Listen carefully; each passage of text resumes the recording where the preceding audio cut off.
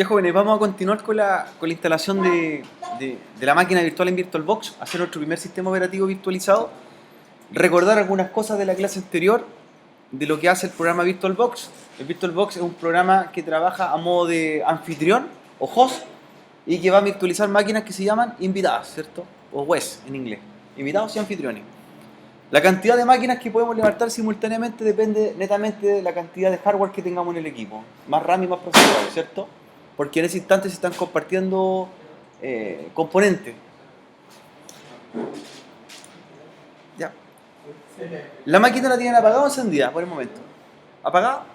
Ya, apagada. Revisemos un poco la configuración de hardware de la máquina virtual que vamos a preparar. Esta máquina virtual, las características que estamos dando es la instalación de un sistema Windows 7 de 32 bits, ¿cierto? 32 bits o canales de boot de datos. ¿Cuál sería la diferencia con un Windows 7 de 64 bits? Esencialmente, ¿qué diferencia podría tener en funcionamiento? Windows 7 32 bits con Windows 7 64 bits. ¿Cuál sería la gran diferencia que notaríamos? Uno, el canal de boot de datos son 32 canales, el otro son 64 canales. Puede hacer más tareas simultáneamente en 64 bits, pero no más rápida, ¿cierto? Sino que más funciones pequeñas al mismo tiempo. Segundo, el soporte de RAM. ¿Ya? En el caso de Windows 7, soporta un máximo de 2 GB de RAM. Windows 64 bits va a soportar 4 GB de RAM como máximo. Entonces ahí también hay una diferencia. Y ambos soportan un mínimo. El mínimo de instalación son 512 MB. ¿Ya? Desde 512 a 2 GB en 32 bits y de 512 a 4 GB en 64 bits. ¿Ya? Esas son las diferencias. Para lo que vamos a ocupar nosotros, la versión 32 bits es suficiente. De hecho, porque no vamos a hacer instalación de muchos programas sobre la máquina, sino que es para pruebas del sistema operativo. ¿Ya? Con respecto al sistema, nosotros elegimos el arranque que fuera, ¿por qué? Unidad óptica o disco duro. Óptica, para hacer la instalación desde unidad óptica. Una vez que esté instalado lo hacemos desde disco duro. ¿Ya? Con respecto al procesador, elegimos un procesador que en realidad ocupa un núcleo del procesador físico que tiene la máquina anfitriona. Estos equipos si tienen 8 núcleos, por lo tanto podría levantar 8 máquinas virtuales al mismo tiempo. Una por cada núcleo del procesador físico de Lenovo. En RAM, ¿cuánto le dieron? 1024. Pudiese ser también 512 o máximo 2048. ¿Cierto? Tratamos de ocupar un promedio para nosotros no forzar tanto la máquina virtual ni tampoco tener la configuración tan básica. 1024 está bien. Con respecto a red, aquí hay dos cosas que destacar. De hecho, si se fijan, en la parte de configuración de red, VirtualBox permite tener ¿cuántos adaptadores de red? 4, porque también está pensado que pudiesen ser sistemas operativos servidores, ¿cierto? Y un servidor pudiese tener 4 tarjetas de red. Nosotros vamos a ocupar un adaptador pensando que es un equipo tipo texto, usuario, de escritorio. Y los modos de la tarjeta de red son los siguientes. Esto es para más o menos aclararlos cuando les toque configurar. Un modo, si pincha la tarjeta de red, es adaptador puente, es el modo en el cual la máquina virtual trabaja o sale de la red por medio de la tarjeta física del anfitrión. Y eso permitiría hacer que la máquina virtual pudiese navegar en internet, ¿cierto? Y pudiese comunicarse con otras máquinas virtuales del laboratorio. Yo pudiese hacer un ping más tarde a la máquina de los compañeros. Si yo lo dejo en adaptador puente, ¿ya? El modo que se ocupa bastante también es otro que se llama red interna, uno que sigue bajo adaptador puente. No sé si lo pillaron. Red interna, ¿qué es lo que hace? Una red interna hace que las máquinas virtuales trabajen dentro del mismo PC anfitrión, pero no tienen acceso hacia la red pública. Por lo tanto, yo podría poner 2 o 3 máquinas virtuales dentro del PC y entre ellas se comunican, pero no podrían salir al exterior, ni siquiera a la red LAN. Sería una red, para nosotros, un switch interno dentro de nuestro propio PC. ¿Ya? Entonces, también un modo de trabajar. Red interna, una red propia dentro de la computadora. ¿Cierto? Adaptador puente es cuando la máquina virtual sale al exterior. ¿Por dónde sale? Por la tarjeta de red del anfitrión. Ya sea inalámbrica o cableada, la que tenga disponible. ¿Sí? El otro modo que se ocupa, el tercero, es uno que se llama NAT. Y el modo NAT yo lo ocupo bien poco, porque en realidad no me gusta mucho, por lo siguiente.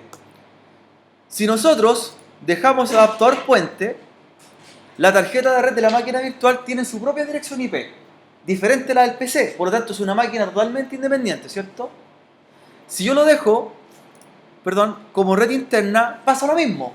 La máquina virtual tiene su propia dirección IP y mi PC anfitrión tiene otra. Son totalmente dos máquinas distintas. Cuando yo la dejo en modo NAT, la dirección IP del anfitrión es la misma dirección IP del cliente. Entonces no nos funciona como si fuese una máquina separada, ¿cierto? Es como si fuese la misma máquina virtual, entre la máquina virtual y la física. Lo que queremos lograr siempre nosotros es tener autonomía, que la máquina sea totalmente diferente. Y para eso yo puedo elegir las dos formas, o adaptador puente o red interna. Ya sabemos, si yo quiero navegar en internet y quiero salir de la red, adaptador puente. Si quiero trabajar en forma local, red interna. El laboratorio que vamos a hacer ahora va a ser tipo adaptador puente, porque nuestra máquina debe salir a ver el resto de los equipos de la red, ¿ya? Entonces,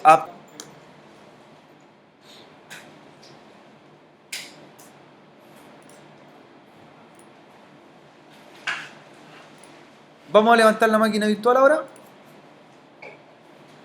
para empezar a hacer la configuración previa.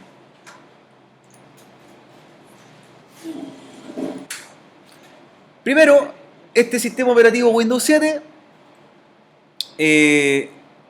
elegimos la selección y formato de oro y moneda español Chile.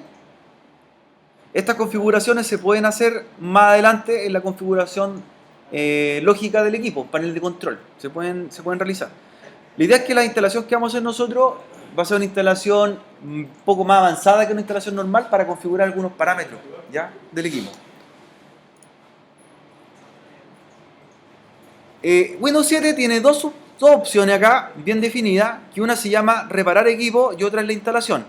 ¿En qué consiste la reparación de equipo? El reparar equipo me permite solucionar problemas de arranque que generalmente fallan.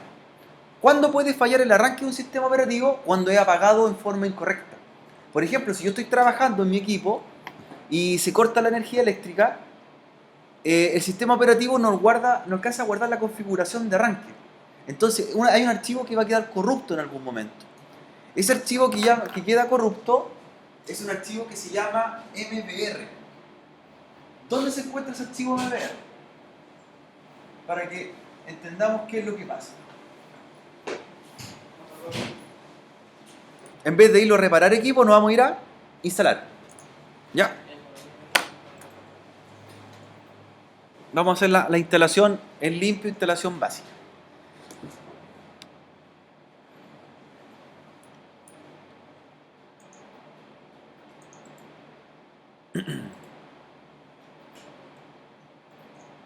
Ya. Lo primero que viene, o lo primero que me dice, es que vamos a utilizar la versión de Windows 7 tipo Ultimate.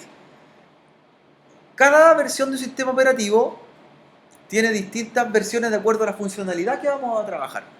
La versión Ultimate tiene una característica, ¿ya?, a diferencia de otras versiones de Windows 7, que está la versión Starter, ¿cierto?, la versión Home u otra.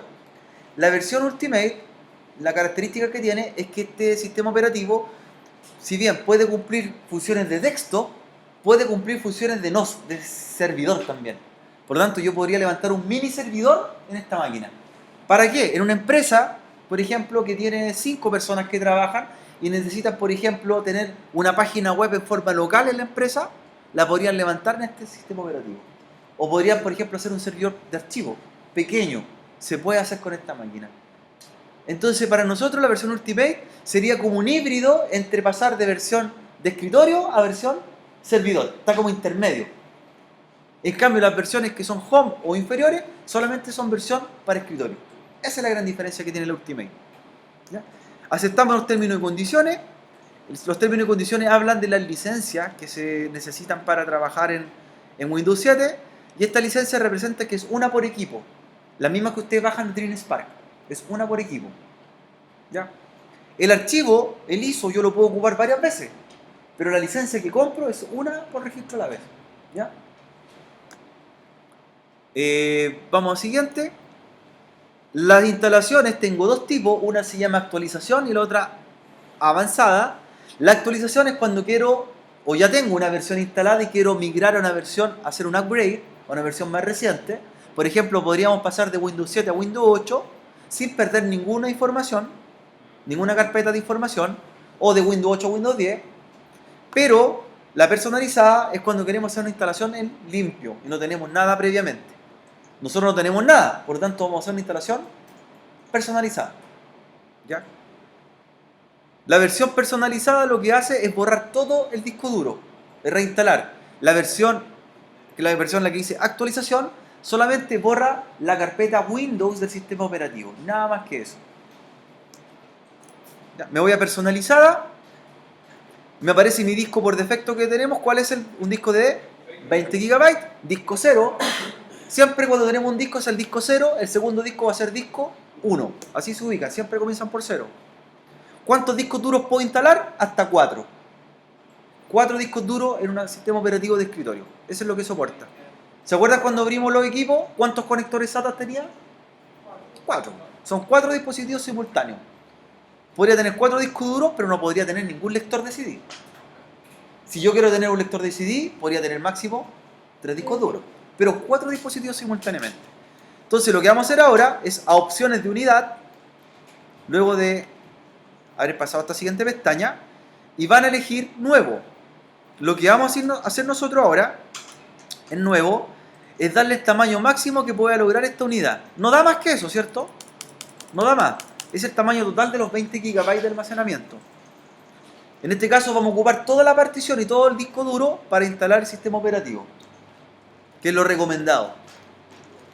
¿Ya? Aplicar. Me pregunta que se van a quedar particiones, le decimos que sí, aceptar.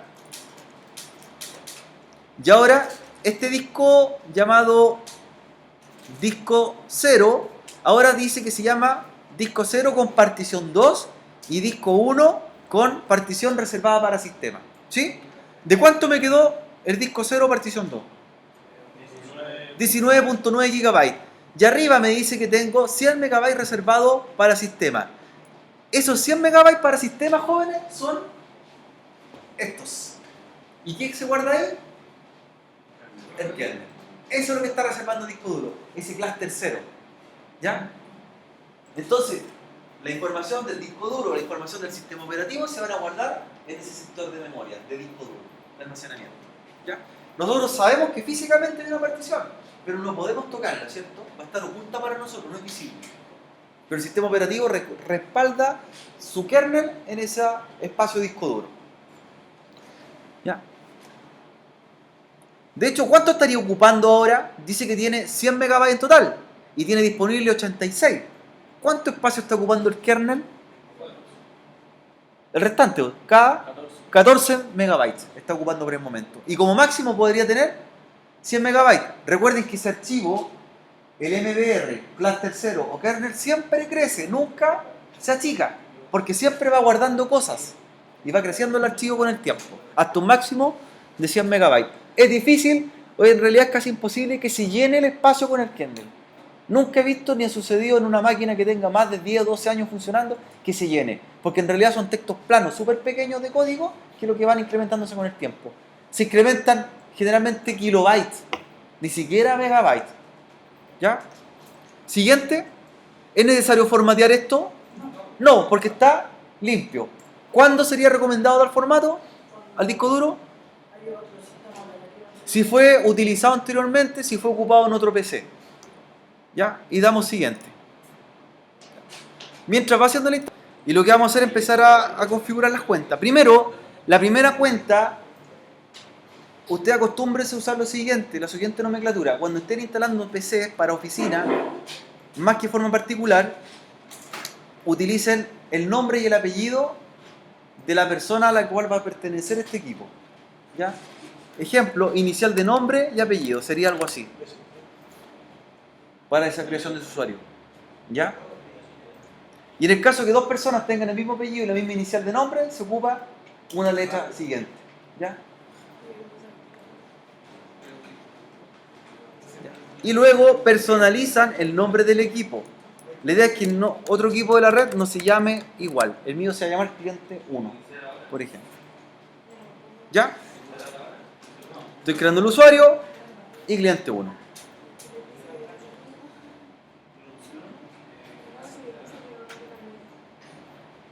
Ya. Siguiente. Contraseña. Apliquen una contraseña, ojalá alfanumérica, que contenga número y letra.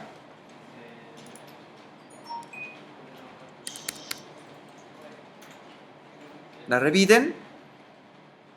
Vamos a llegar a la parte de la activación. Lo que hacen ustedes es desmarcar la casilla de activar Windows, porque lo que estamos usando nosotros es un sistema operativo de Dream Spark.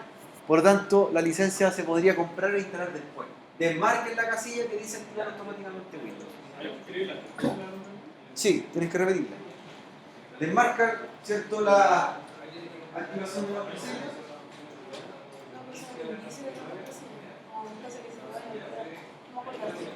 Se van a omitir después. Sí, desmarcan, activar Windows, ¿lo desmarcaron?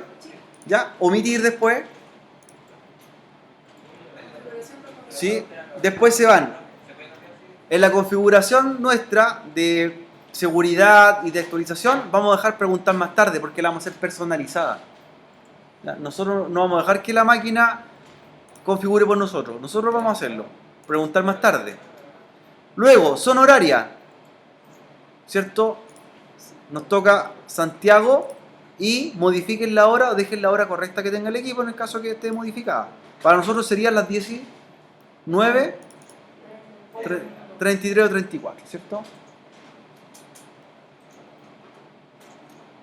Ya, entonces asignamos la hora correcta. Luego nos va a preguntar, seleccione la ubicación del equipo. Vamos a elegir red doméstica. ¿Ya? Nosotros vamos a hacer la configuración de red después.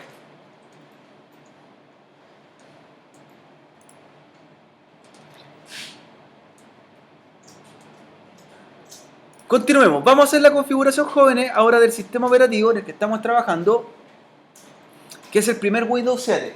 El segundo vamos a hacer lo mismo. ¿Ya?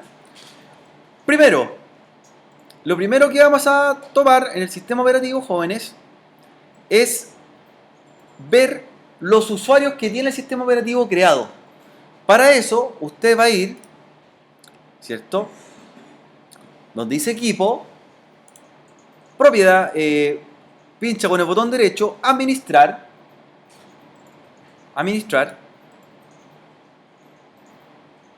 y nos vamos a encontrar con lo siguiente. Hay una pestaña, ¿cierto?, donde dice administración del equipo, una de las cuales se llama usuarios y grupos locales. ¿Ya? Botón derecho sobre mi PC, repito, iniciar, equipo, administrar,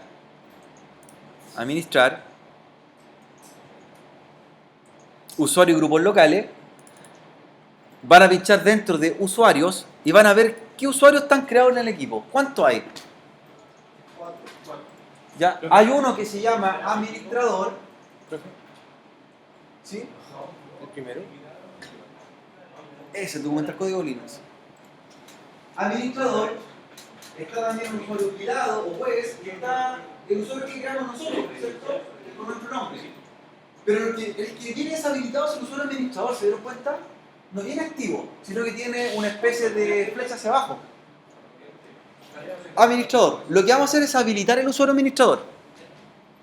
Para habilitarlo, lo hacen de la siguiente forma. Lo primero es generarle una contraseña a ese usuario. Sobre el usuario administrador, botón derecho, y dice establecer contraseña. ¿Ya?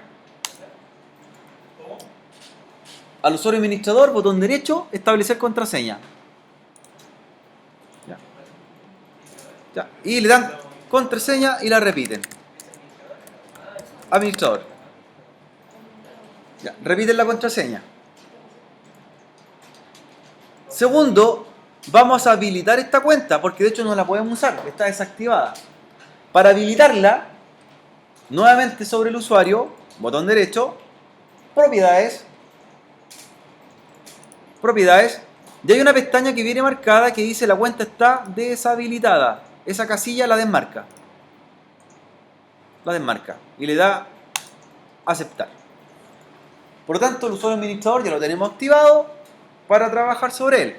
vamos a revisar el otro usuario que nosotros creamos para ver qué perfil tiene. ¿Ya? En mi caso se llama usuario R. Orellana. Botón derecho, propiedades, propiedades. Y para ver qué perfil tiene, porque aquí nosotros manejamos lo que se llaman grupos. Cada grupo define qué es lo que puedo hacer yo en la máquina. ¿Ya? Yo puedo hacer pertenecer a un grupo administrador, a un grupo de respaldo, a un grupo de usuario remoto, distintas cosas. ¿Ya? Entonces nosotros en la pestaña que dice miembro de, van a aparecer, ¿cierto?, los grupos a los que pertenece ese usuario. ¿A qué grupo pertenece? Pertenece a administradores. ¿Ya? Nosotros lo vamos a agregar a ese usuario a un segundo grupo porque lo vamos a ocupar más adelante para conectarnos remotamente a la máquina. ¿Ya? Lo que vamos a hacer después es que de un Windows 7 vamos a entrar al otro y del otro al contrario. ¿Ya? Eso me permite a mí trabajar en la red sin tener que estar directamente en el PC. ¿Cierto? Verlo remotamente. Entonces, para que ese usuario tenga ese permiso a futuro, hay que agregarlo a un grupo. ¿Ya? ¿Ya? Lo van a agregar ahí. Agregar. ¿Cómo lo hacen? Agregar. Opciones avanzadas.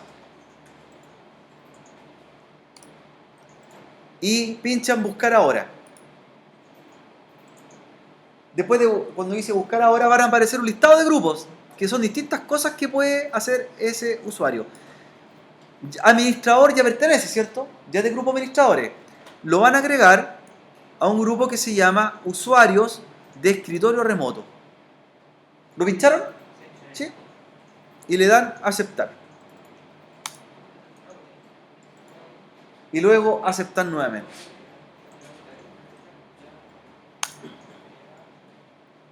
¿Sí?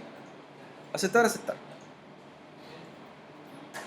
Y luego aplicar, aceptar. Por lo tanto, ¿a cuántos grupos pertenece? A 2, administradores y usuarios de escritorio remoto.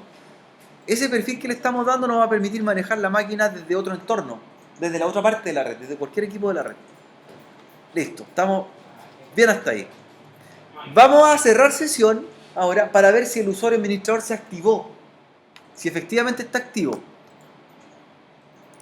Van al PC, ¿cierto? Cerrar sesión. Y deberían aparecer 2 usuarios para elegir. Debería aparecer administrador y ahora y el usuario que ustedes crearon, ¿cierto? Vamos a trabajar con el usuario que creamos nosotros mientras. El administrador no lo vamos a tocar todavía. Fue solamente para corroborar que se creó. ¿Ya?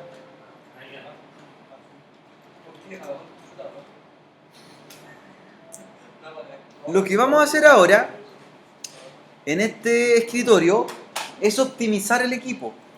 Optimizar el equipo significa lograr el mejor rendimiento que pueda tener. ¿Ya? ¿En el mismo usuario? No en el administrador, no entramos, lo vimos nomás. No entramos administrador, vimos que estaba activado. De hecho, la recomendación es que no ocupen mucho el administrador para cosas muy puntuales. ¿Ya? Para eso creamos otra cuenta. Lo que vamos a hacer es optimizar para mejorar el rendimiento de la máquina. ¿Qué prefiere usted? ¿Que se vea bonito o que ande más rápido? Que ande más rápido, eso es lo que queremos lograr.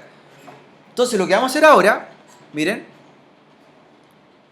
vamos a pinchar nuevamente en inicio, equipo, y botón derecho sobre equipo, ahora en propiedades. Todo esto que estamos haciendo lo vamos a repetir en el otro equipo también, en el otro Windows 7. Propiedades.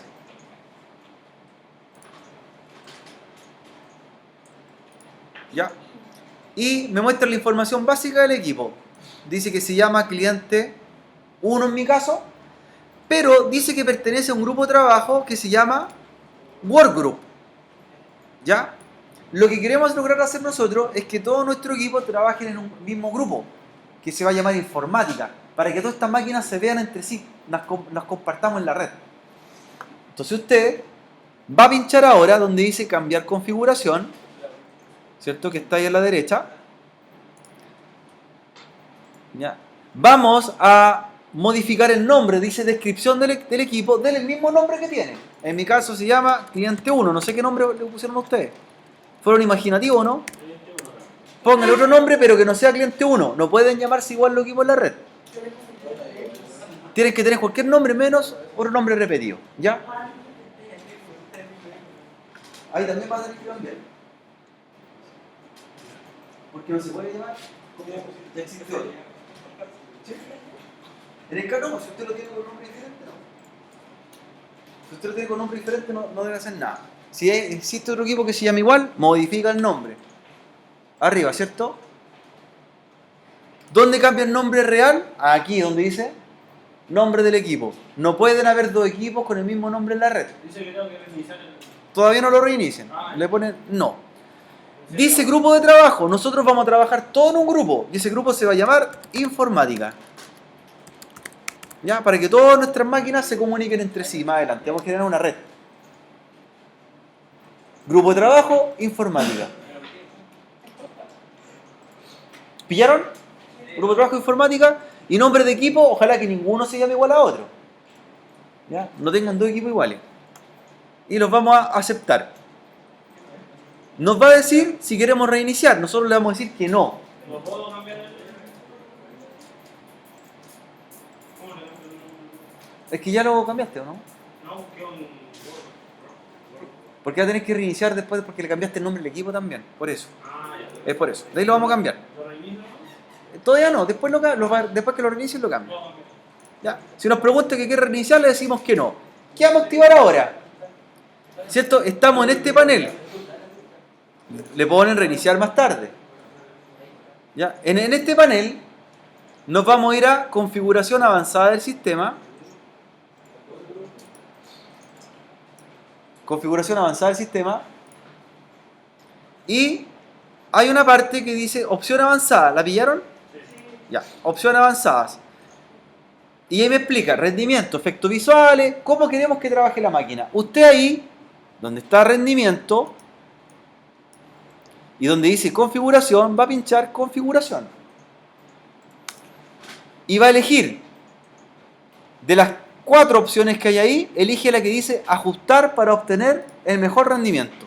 Y aplica el botón aplicar. Le da a aplicar y se espera un segundo. La máquina, ¿qué va a hacer? Va a cambiar su diseño 3D, pero lo que estamos haciendo es optimizándola. Cuando usted está usando un escritorio gráfico en un sistema operativo, está ocupando un 25% de la memoria RAM y del procesador solamente en generar ventanas. Cuando bajamos el entorno gráfico, estamos ocupando aproximadamente un 10% de procesador y RAM. Por lo tanto, nuestro equipo, la mayor funcionalidad se va a dedicar a los programas en vez de que se vea la interfaz más bonita. Estamos bajando el rendimiento gráfico para dárselo a quién? A lo que queremos lograr realmente, al servicio del equipo. Y le damos a aceptar. ¿Sí? Lo último que vamos a hacer, por acá, de esta pestaña, hay una que decía acceso remoto. ¿La pillaron? Dice acceso remoto. Está en opción avanzada. Y usted lo que va a ir en acceso remoto, va a desmarcar la que dice permitir conexiones de asistencia remota, la desmarca, y va a marcar, de las que están abajo, la del medio. La que dice permitir conexiones desde equipos que ejecuten cualquier versión de escritorio remoto. ¿La pillaron? Sí. Perfecto, vamos bien. Aplicar, aceptar. Lo último que nos queda, antes de reiniciar el equipo, es bajar el cortafuegos de Windows. ¿Ya? Y el cortafuegos de Windows lo va a ir a bajar en el panel de control. Va a ir a sistema y seguridad. Panel de control, sistema y seguridad. Firewall de Windows. Ya, y se van a dar cuenta que el Windows en qué estado está, en verde, está activado, Windows Firewall. ¿Qué es lo que va a hacer? Va a ir a la pestaña que dice activar o desactivar Firewall de Windows. ¿La pillaron? Que está a la izquierda.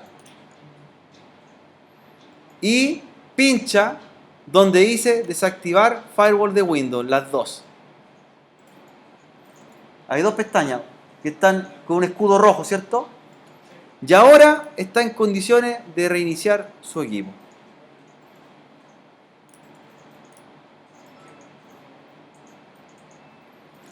Todo esto que generó en este equipo, en el Windows 1, lo va a hacer en el otro también. Ya tiene que hacerlo en las dos máquinas. En la que estaba instalando también lo va a ejecutar.